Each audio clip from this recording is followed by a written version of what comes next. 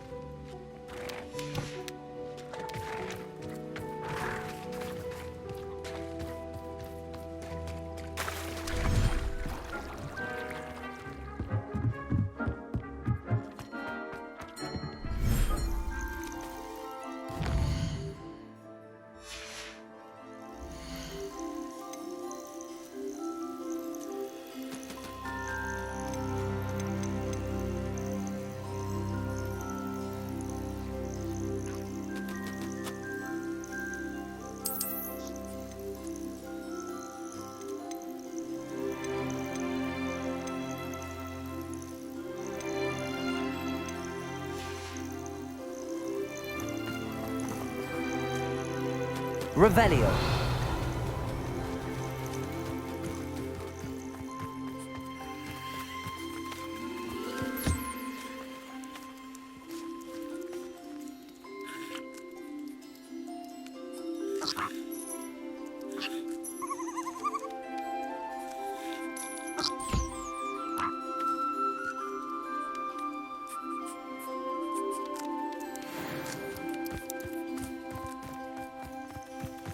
Huh.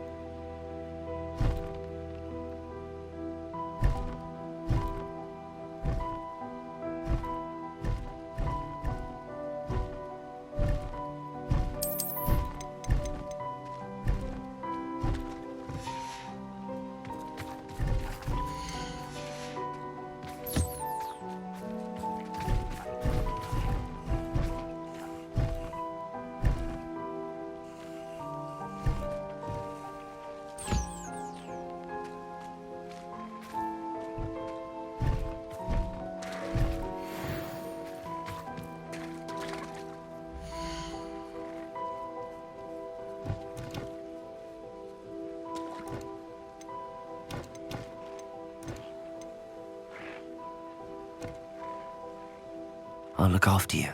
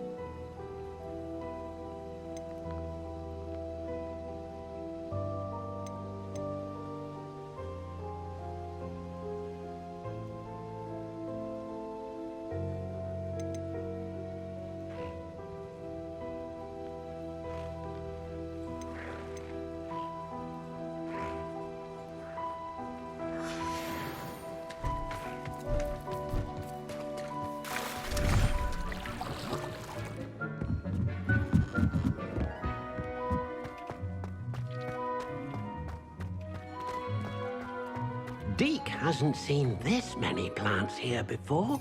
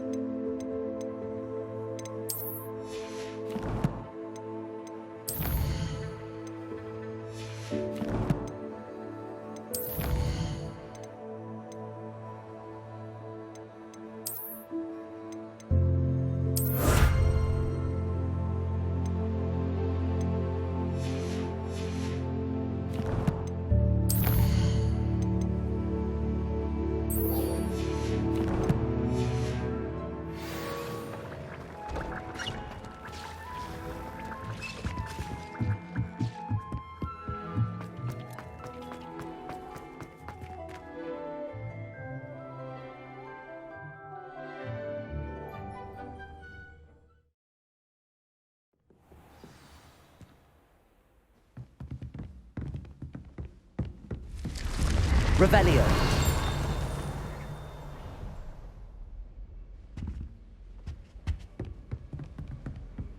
This one about?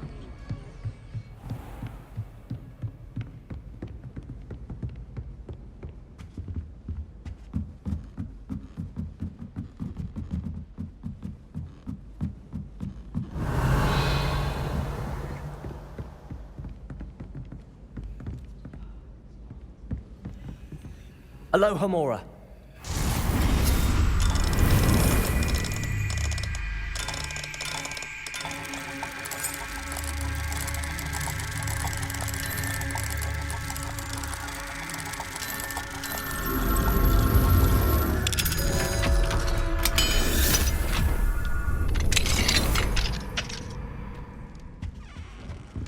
Revelio.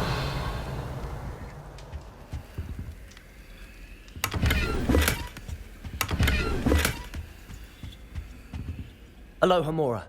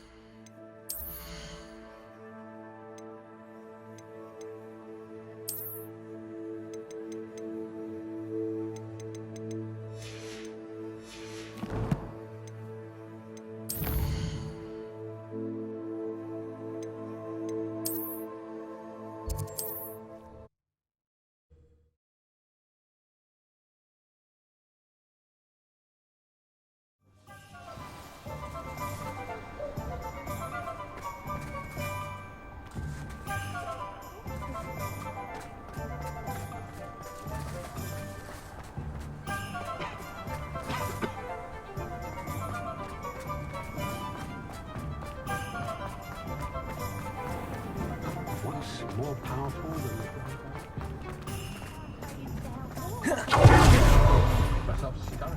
the more unfavorable.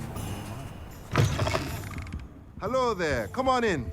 Plenty to look at here.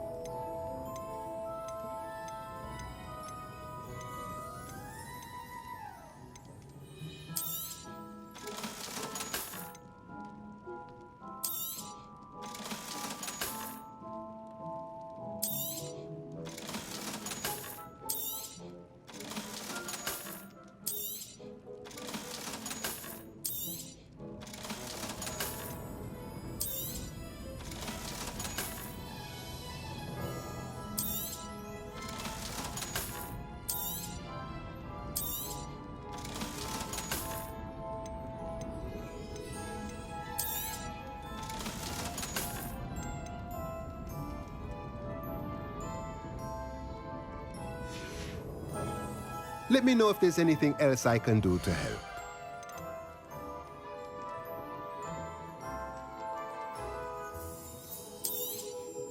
Nothing like finding just the right thing, is there?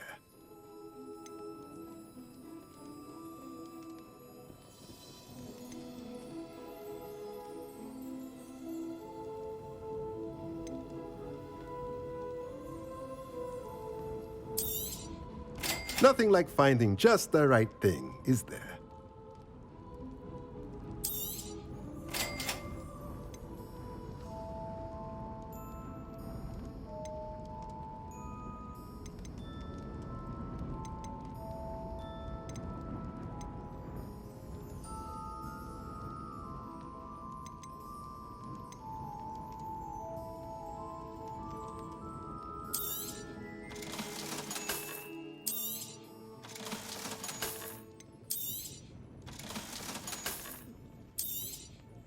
Nothing like finding just the right thing, is there? Let me know if there's anything else I can do to help.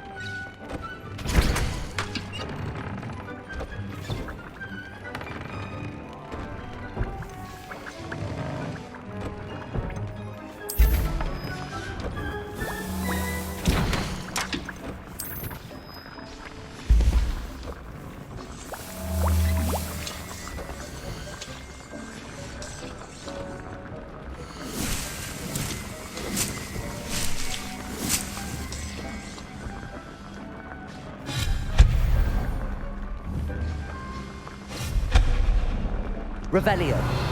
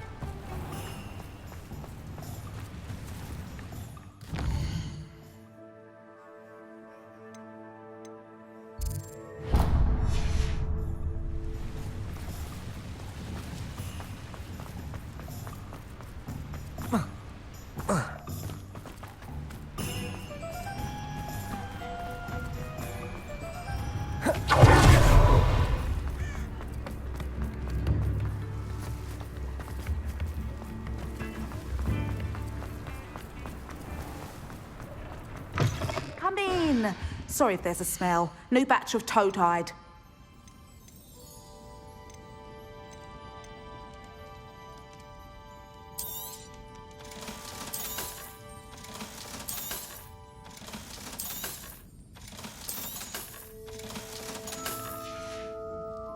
I'll not mind seeing you here again. Consider yourself welcome.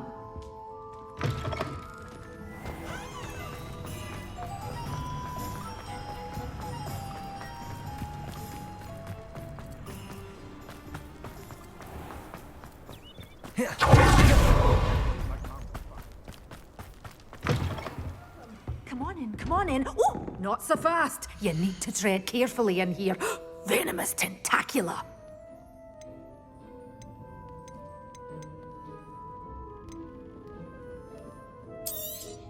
Oh, I'm always thrilled when a young one makes a wise purchase.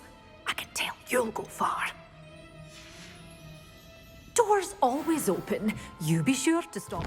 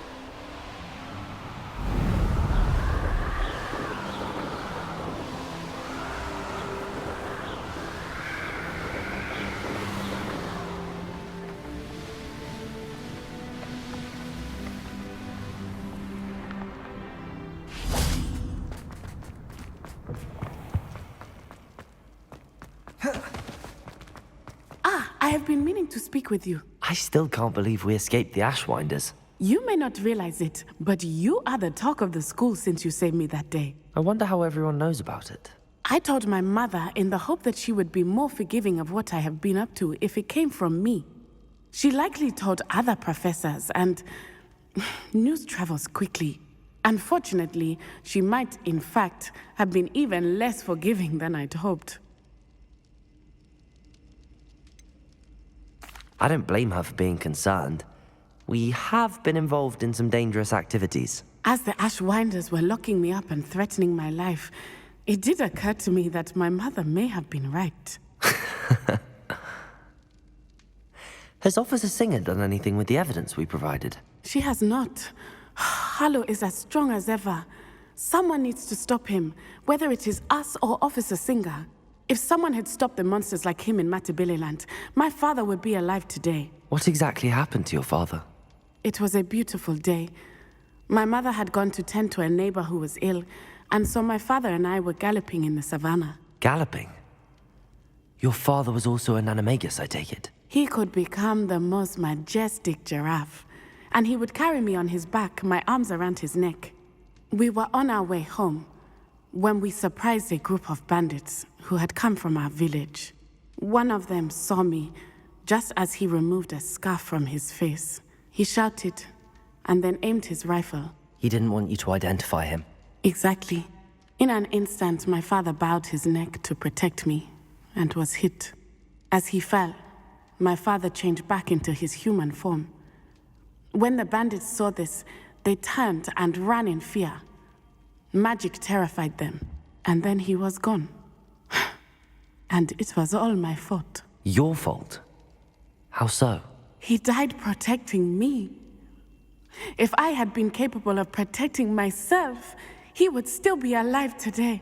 My mother and I tried to go on without him, but it became too much for us there. A few years later, we left to come to Scotland. Do you think taking down the Ashwinders will avenge your father's death? No. Vengeance is not what drives me. My father would not want that. He and my mother raised me to believe that it is a privilege to be able to fight for those who cannot. I know there is risk involved, but I feel it is worth it. I am glad you seem to think so too. What does your mother think about all of this? Well, as you saw, she worries a great deal. She is an excellent seer, but I think it bothers her to this day that she did not see my father's death coming. She misses him, as do I. So I believe on some level she understands my need to seek justice in a small way, but that does not mean that she likes it. Do you think your father would approve of the things we've been doing? Oh my, that is a good question. In theory, yes, although he would worry as my mother does. But I think he, of all people, would understand my persistence. My father never shied away from a fight for good, no matter how ruthless the foe. And I think he would have enjoyed knowing that I had a compatriot like you. I'm sorry, Natty. I can't imagine what you've been through. Your father sounds exceptional. He was truly extraordinary. And thank you for your kind words. We all have our burdens. My father had a saying about that. Yes, I remember. Rain does not fall on one roof alone. Exactly. Soon you and I will put an end to the Ashwinders, beginning with Harlow. And once he is gone, we will turn our attention to Rookwood. We are making progress, and we will succeed. Thank you again for saving me. You deserve all of the praise you have received.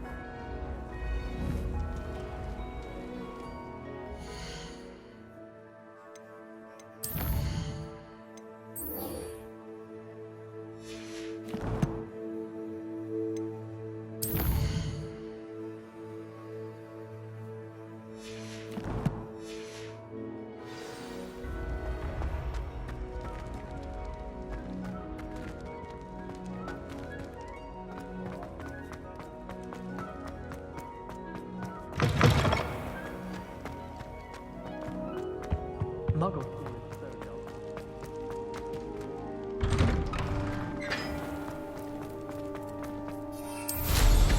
You can't ride a broom without...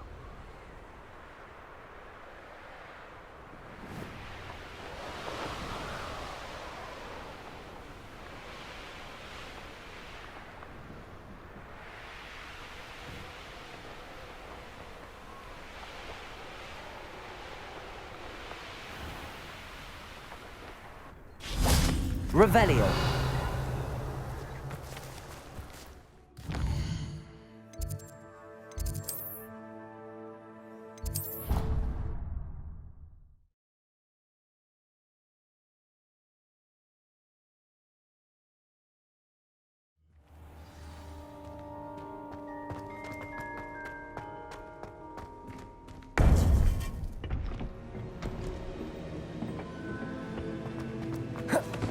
Welcome back. Hello, Professor. I have news. The goblins are looking for something. Another repository. They've built drills to help with their search. Most troubling. Are these repositories like the broken container I found at Rookwood Castle? They are. I fear we have no time to lose. Have a look at the map. Fortunately, the next trial is fairly nearby. It's Hogwarts. As you know, I was headmistress in my time. My portrait hangs in the headmaster's office. In fact, I witnessed Professor Black learn of your arrival. And I'll confess that I wondered about you.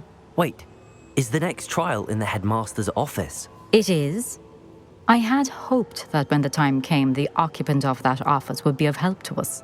Unfortunately, this headmaster seems wildly unconcerned with anything but himself. You'll need to access the office while he's away. I understand. Very well. I'll find some way to get in. Good. I shall meet you in my portrait there. Until then.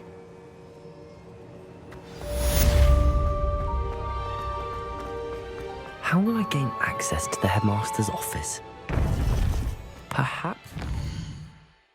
I think we'll know what to do.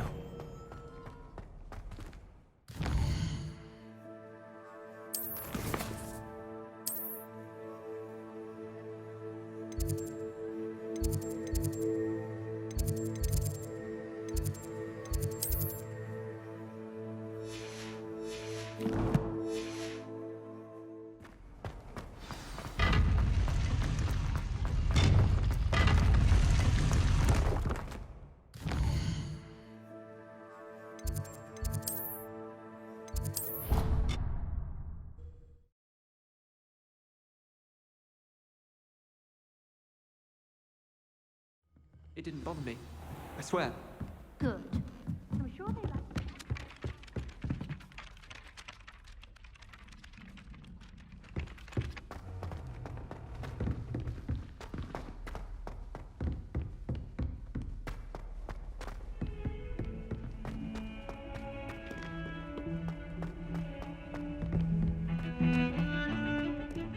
I thought I could count on my friend. Pardon me, is everything all right? No, it's not. We only had 2 bells to go, but she just had to go and spoil things. I'm afraid I don't follow. Who spoiled things? Also, what bells? Professor Black ordered Mr. Moon to take down the bells in the bell tower. Said they were giving him a headache. Those bells are a part of Hogwarts. I wasn't about to let that happen. So, I asked my friend Adelaide to help me put them back. We've always been a duo of sorts, Adelaide and Evangeline. Addie and Evie. Anyway, it was going swimmingly until Black started asking questions. Then she wasn't comfortable with our rule breaking. Now I'm stuck, unable to tell which bell goes where. Is it really that important that the bells go back up? Is it really that important? They're part of the school's history.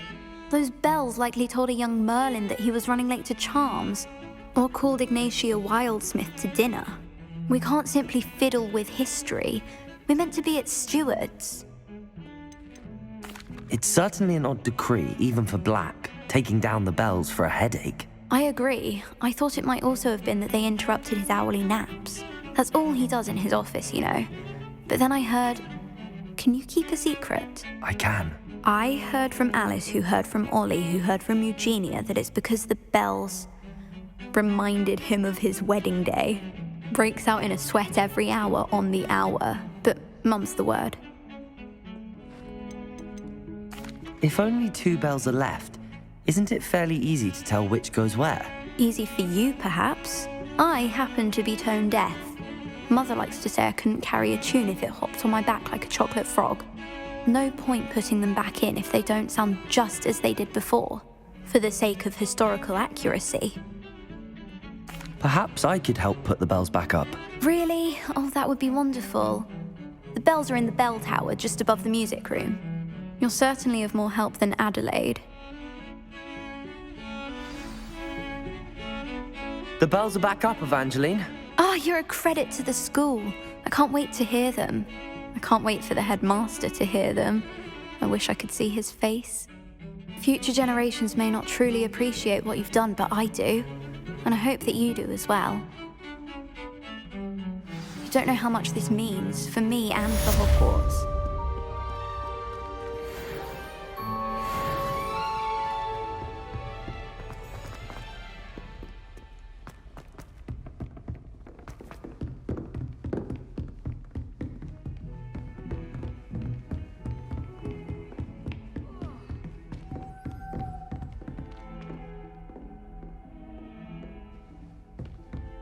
Revelio.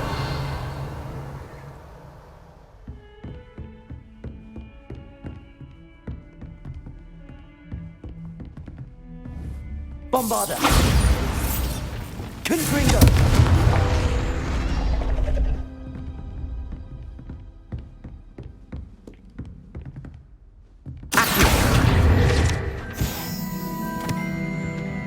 Aloha Mora.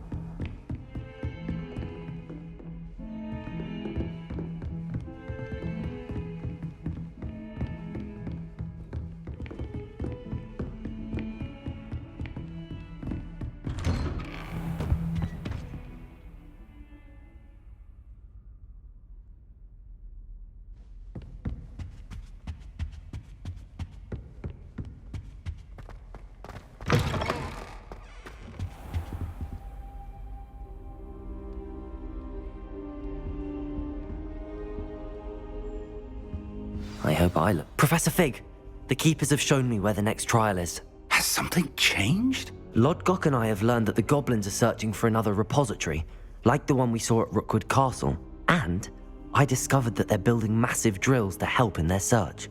Professor Fitzgerald seemed very concerned. I see. Ranrock clearly knows even more than we suspected. And sir, there's something else. Lodgok knew Miriam. He knew Miriam? They encountered each other at Rookwood Castle. She was doing research. That's where she found the container with the port key. He liked her so much that he let her leave with it, despite orders from Ranrock. I don't know what to say. She could win over almost anyone. I want to hear more of this. And, in fact, I'd like to speak with Lodgok directly. But we've no time now. Where is the next trial? Believe it or not, it's in the headmaster's office. Incredible. Very well. You'll need the password to get past the stone gargoyle. The headmaster's house elf will know it. I don't know the headmaster's house elf. Will he even speak to me? I imagine he's loyal to the headmaster. He is. So you'll need a disguise. I have just the thing. A polyjuice potion. You'll look and sound like Professor Black. Wait, doesn't Polyjuice Potion require a bit of the person you want to change into? And take ages to brew? It does. So how do you already have Polyjuice Potion to change into Professor Black? One never knows when such a thing may come in handy. Let's just say I felt the need to be prepared for anything after my fruitless trip to the ministry on his behalf. Now, time is of the essence. Drink up and I shall explain more.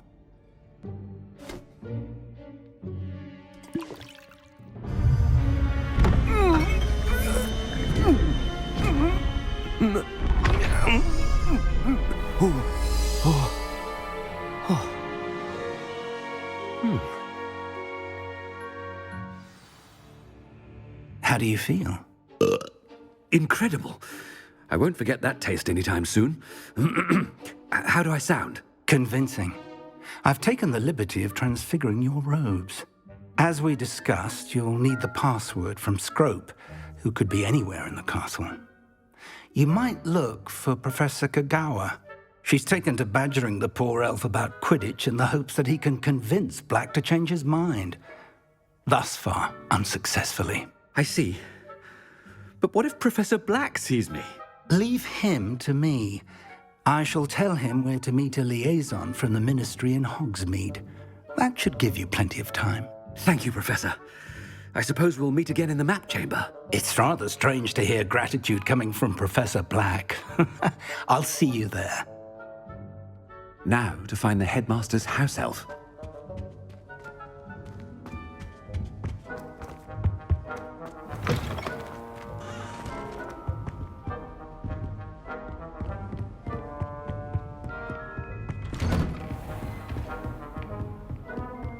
Professor, a moment of your time, please. Professor, I was hoping to catch you. Places to be, Professor Sharp. Places to be. Of course, sir. Only, you'd asked me about a particular potion, and I did? I did, yes. Well, spit it out, Sharp. I don't have all day. Probably best not to discuss it here, sir. Really? Why can't we talk about potions here? Seems fine to me. Very well. I've brewed the cure for boils you wanted. I can drop it by your office when it's convenient. Of course, yes. No need for all the cloak and dagger. Simply have a student deliver it. A student. Very well, sir, if you insist. I do. And thank you, Sharp. I just hope you've brewed enough for all my boils. Now, to determine which student gets the... Chewing with your mouth open? Where are your manners? Greetings! I mean, out of my way, children. I thought I heard the headmaster approaching. Gareth! Mr. Weasley, what are you doing here? Don't you have, somewhere to be? Oh, Professor, yes, of course. All sorts of places I'd rather be right now. Do you need something from me? I'm looking for my house elf. Surely you've seen him? Ah, the little one-eared fellow. I saw him heading to the Great Hall moments ago, muttering on about your, sterling graces, sir. I am watching you, Mr. Weasley. Mr. Redding, who owns Honeydukes, tells me some of his billywig stings recently went missing. Prime potion ingredient. And I know you fancy yourself a skilled potioneer. What? But, sir, I haven't been anywhere near Honeydukes. Bah! That's enough from you. Just know that I have eyes and ears everywhere. On your way, Mr. Weasley. Well, there's one for my diary. Yeah. Ah.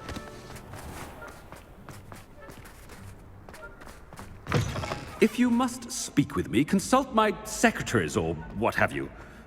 Now move along. Professor Black, how are you? Mr. Gaunt, where do you think you're going? I beg your pardon, sir. I'm simply on my way outside. Taking the day off, eh? Typical student, wasting the hours away. I have to write 20 inches on Dittany and its uses. Was heading to the greenhouse. Ah, yes. Mixed with bubo tuber pus makes a fine mustache paste. Yes, mustache paste. I find. Are you feeling all right, sir? You don't seem yourself. I assure you I am quite healthy, Gaunt. If I need a medical diagnosis, I shall head to St. Mungo's.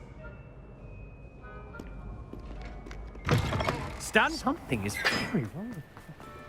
Ah. Professor, a word?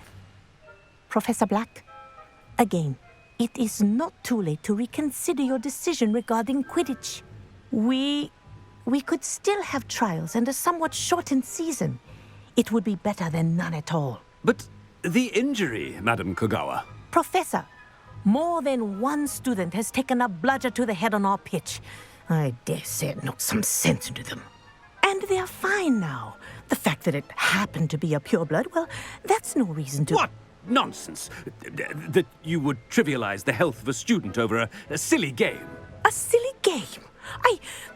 You are quite impossible sometimes. Sir, I've a good mind to write to the Department of Magical Games and Sports at the Ministry about you. I should think you'd have better things to do with your time. Now, where's my elf? Good day, Professor. And I spotted Scrope in the Great Hall. Seems to be avoiding me. I wonder why. Good day, Madam Kagawa. What did we do to deserve him as a... When I witnessed what passes for magic in these halls, I simply mourn for the future of the wizarding world.